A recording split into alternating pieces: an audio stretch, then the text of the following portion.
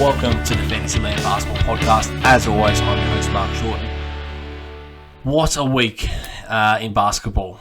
What a week. So, we had James Harden go down with his injury, so he's going to miss a month or thereabouts.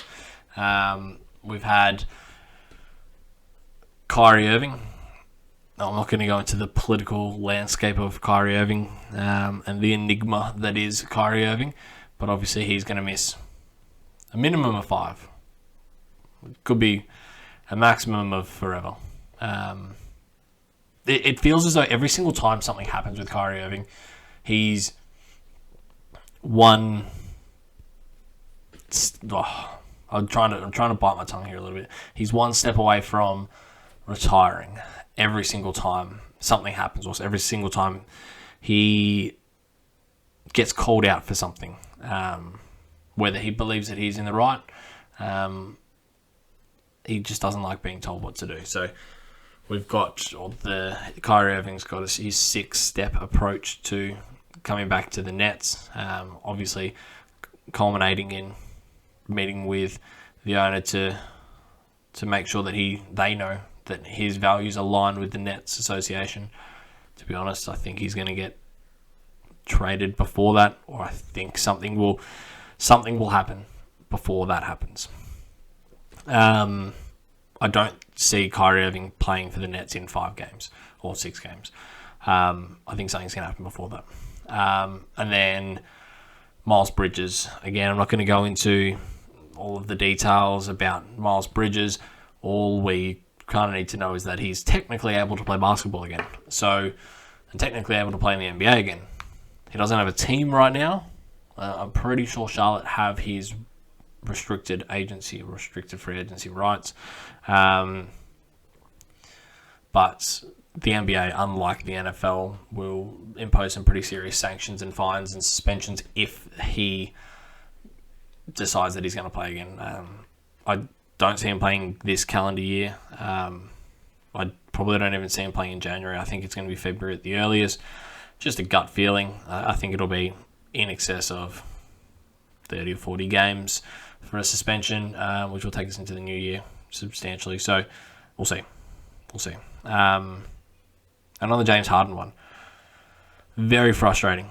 I've got Harden in a lot of leagues. I've got Harden and Kyrie Irving in another league. But yeah, whenever you take James Harden, you expect that there's going to be some sort of a rest here and there, maybe a week with his hamstring. That's always been the one for the last 3 or 4 years that's proven a little bit of troubles. But this one I was not expecting, and it's really annoying me. And it's meant that I've lost in a couple of leagues for the first time. I was 2-0 in every single redraft league, which was awesome. Now I'm 3-0 in one league off the back of, I've got a draw in this league. So what is that? So I am just looking it up now. It's a loss there. It's a loss there. There's a win there. I'm happy to get. So there's 2 11 category leagues that I'm in. I got a draw and a win. The one that I got a win in, I'm 3-0, which I'm very happy about because I've got James Harden and I've got Kawhi Leonard there, and I managed to somehow hold on for the win. And that's a $200 league, so I'm very happy to 20 teams, $4,000 prize pool. So I'm very happy to be undefeated in that one. But hey, let's talk waivers. So there's a couple of players who have recently gone down where there's been some opportunities for players, and there continues to be opportunities for some players, which I'll touch on in a second. And if you are somewhat new to the podcast, whenever I do talk waivers, I try and get across both the ESPN and the Yahoo ownerships, and I try and get under 40% for both of those. Obviously, there is going to be some players in ESPN that are a lot higher owned than Yahoo and vice versa, but given that those two are probably the 2 bigger platforms, I try and get under 40% for both of those, so that at least whenever you're searching for these guys, they are going to be readily available in most of your leagues. So the first one I got here is Bruce Brown. So he, and I'll be honest, I didn't coin this phrase. I heard it on another podcast. He's the Swiss Army knife for the Denver Nuggets. He does a bit of everything, and he actually plays some really nice defense. The Nuggets are a high-powered offensive team. They've got decent defenders, but they don't have really any standout defenders. And the only person that would play the shooting guard role outside of Bruce Brown would be, obviously, you got KCP.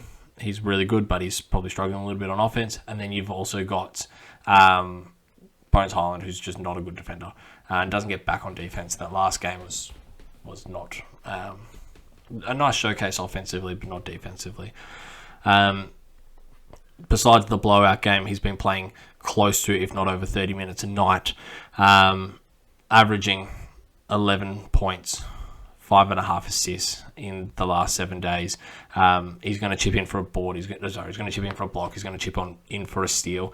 Rarely turns the ball over as well. He's someone that you can get off your waivers. As I was saying before, he's at 35% ownership on Yahoo. He's only at 8% ownership on ESPN.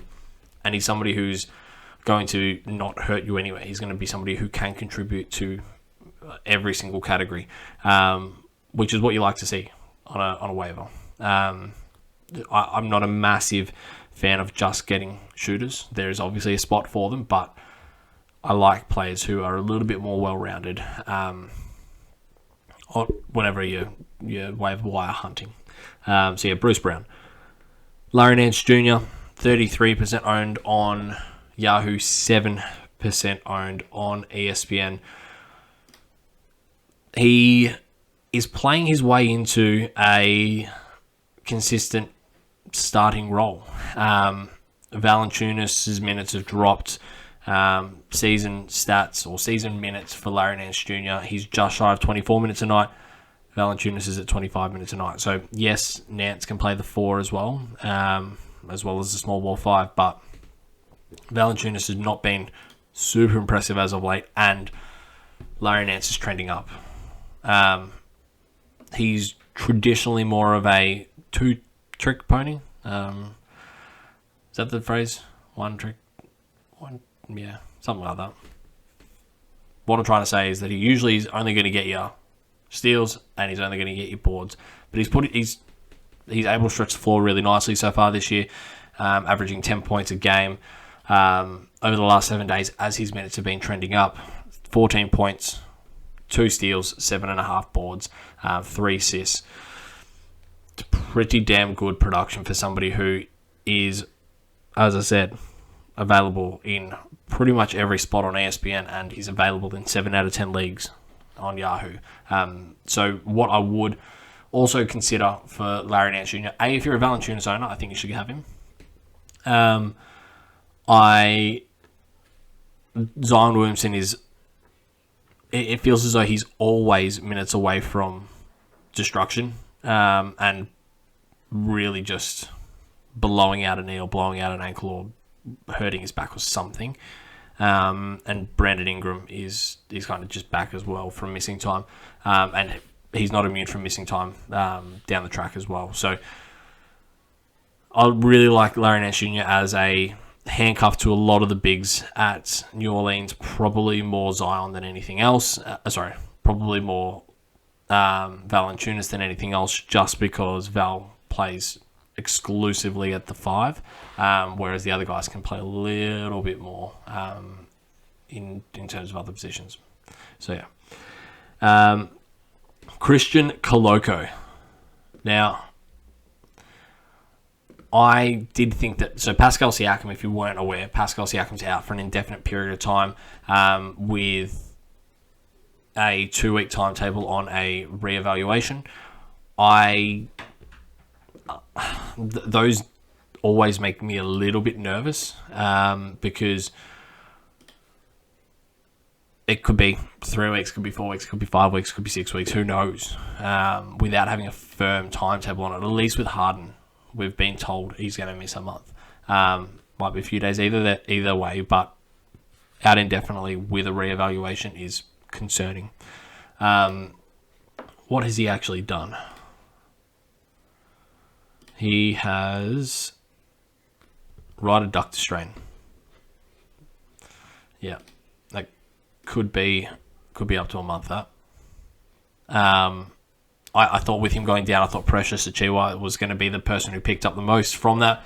Turns out Christian Koloko, he just dominated. In fact, one of the leagues that I got a draw in today, this guy picked up Christian Koloko 3 minutes before the game started, and I thought that was a bad pickup. And he's gone out for 6 blocks, 7 boards, and 11 points. I think while Siakam's out, a lot of the other Toronto guys, because they run such a tight structure, and they don't have too many players take the court. They only run maybe 6 or 7, maybe 8 deep. Christian Koloko is going to play big minutes. He's going to play 30 plus minutes a night unless he gets in foul trouble. He is going to go pretty close to a double-double every night, and he's going to get you a couple of blocks. And I think that's just money for Jam whenever you've got... He's only owned in 2% of leagues on Yahoo, 0.3. He's owned in 0.3% of leagues on ESPN. I can almost guarantee you, whenever ESPN updates for today's games, that number's going to be up at about 5, maybe 10%. But Christian Koloko is somebody who should definitely be having a look out for, especially if you're if you're in need of blocks, or if you're the Pascal Siakam owner. Max Strus. Now, this is somebody who has... I've added him in quite a number of places because he's getting big minutes. He's closing games. Miami, as soon as they trust the player, and as soon as Spoelstra and Bam and Jimmy Butler trust the player, they're such a prominent presence in their rotation. And Max Strus is averaging, over the last week, he's averaging 35 minutes a night, 17 points, 3 boards, 3 assists, a steal, and a couple of triples.